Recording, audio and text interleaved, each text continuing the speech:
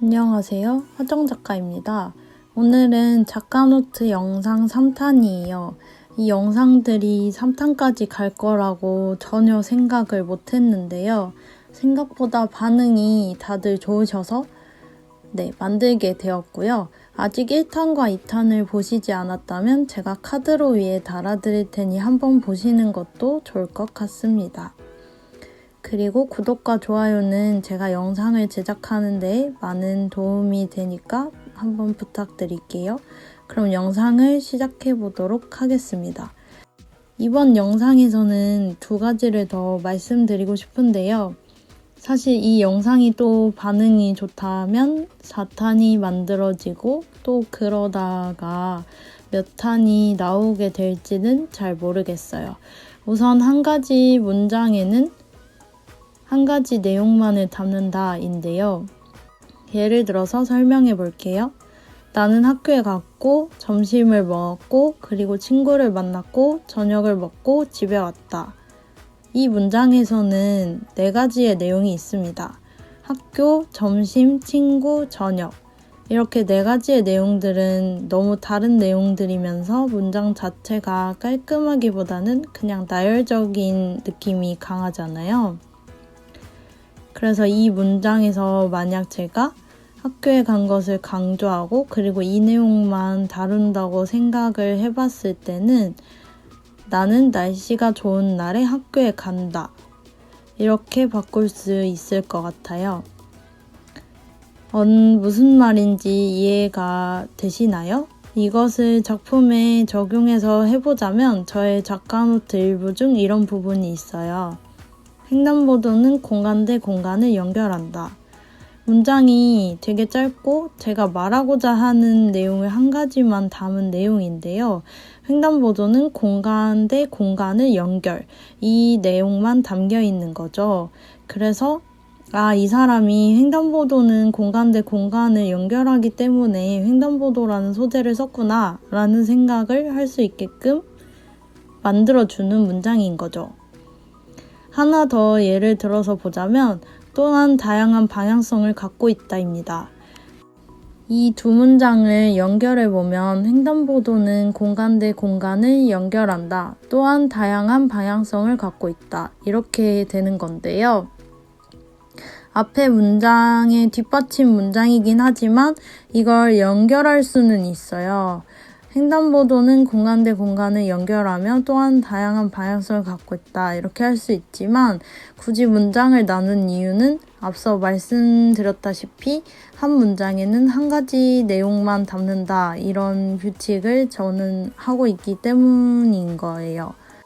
왜냐하면 한 문장에 여러 가지 내용을 담다 보면 사실 저렇게 간략하게 나눠지는 경우는 드물고 조금 산으로 갈 가능성도 높아지고 이 문장이 너무 길어져서 문장 끝까지 읽었을 때 이게 한 문장인가? 라는 생각이 들 수 있기 때문에 조금 그런 부분은 주의를 하셔야 될 것 같아요. 왜냐하면 이제 포트폴리오를 받는 사람의 입장으로서는 쉽고 빠르게 읽히는 글이 어떻게 보면 좋은 글일 수도 있다고 생각을 해요. 왜냐하면 내가 심사위원이라고 생각을 했을 때 글이 너무 어렵거나 글이 너무 루즈하다고 생각을 하면 초반에 읽다가 안 읽을 가능성도 높거든요. 그리고 무슨 말을 하는지 모르겠다는 생각이 든다면 그분께서 아마 그 글은 읽지 않을 가능성도 높아진다고 생각을 해요. 왜냐하면 저희는 포트폴리오를 한 군데, 두 군데 이렇게 낸다고 치지만 받는 사람의 입장으로서는 몇백 개의 포트폴리오를 받는 것이기 때문이에요.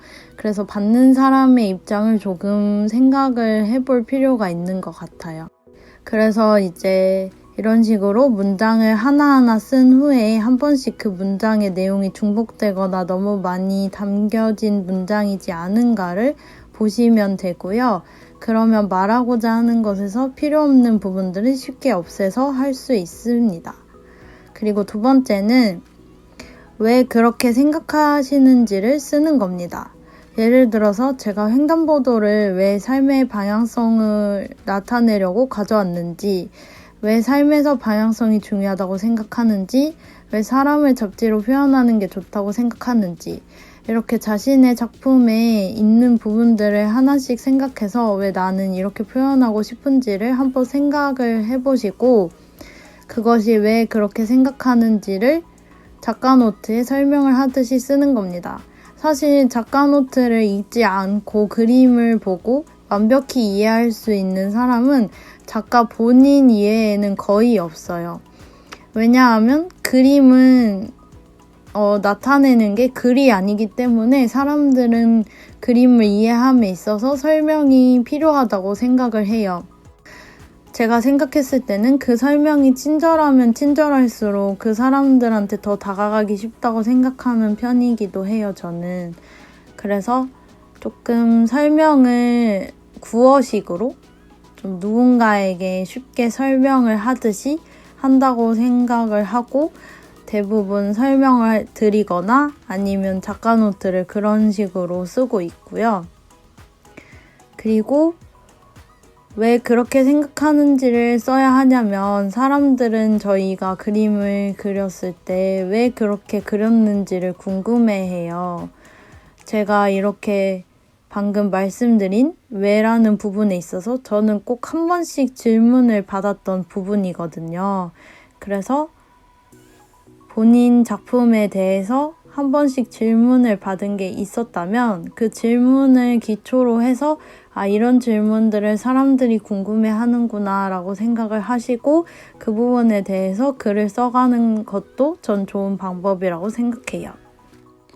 이렇게 오늘도 2가지의 팁을 알려드리는 영상을 찍어 보았는데요. 도움이 되셨다면 좋아요와 구독을 꼭 부탁드리고요. 댓글도 많이 부탁드립니다.